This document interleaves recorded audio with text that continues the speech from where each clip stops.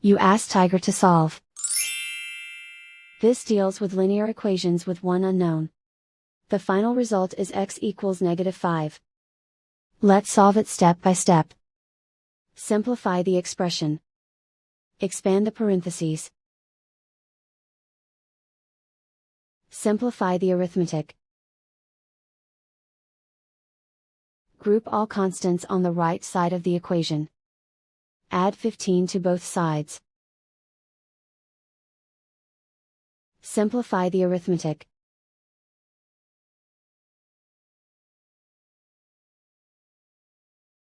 Isolate the x. Divide both sides by -5. Cancel out the negatives. Simplify the fraction.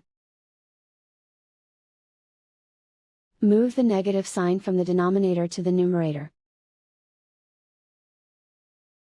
Find the greatest common factor of the numerator and denominator.